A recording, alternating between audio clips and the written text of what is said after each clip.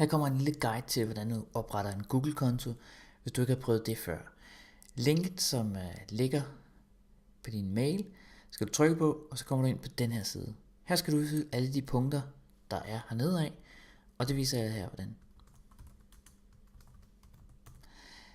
I brugernavn, det er altså den e-mailadresse, du faktisk får, og brugernavnet, ja, det er det, der står foran @gmail.com. Jeg har skrevet flipped med Lars, håber der ikke er andre, der har taget den. Og så opretter jeg en kode.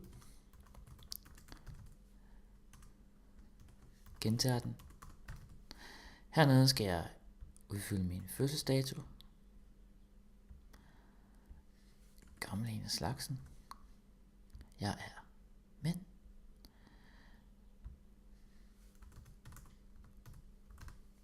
Her kan man få sendt sin kode, som man nogle gange måske kunne finde på at glemme. Ja, så kan man få den sendt til sin mobiltelefon. Her indskriver jeg min mailadresse, min nuværende.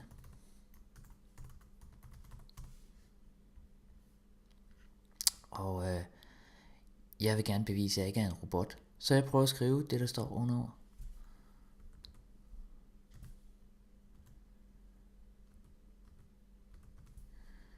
Håber det går. Og så accepterer jeg det her, uden at have læst det. Jeg stoler simpelthen på det.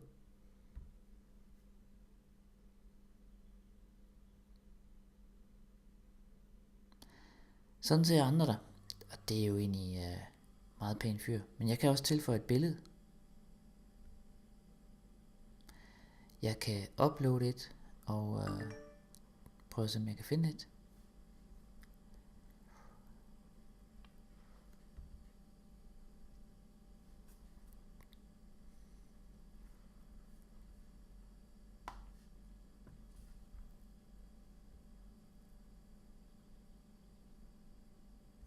Der var et der.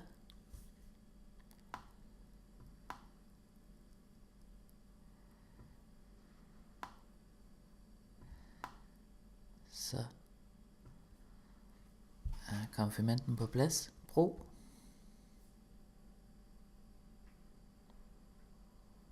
Næste trin. Så er jeg klar. Og nu skulle jeg gerne kunne logge ind på alle Googles tjenester, men også YouTube. Og det skal vi så prøve over på iPad'en.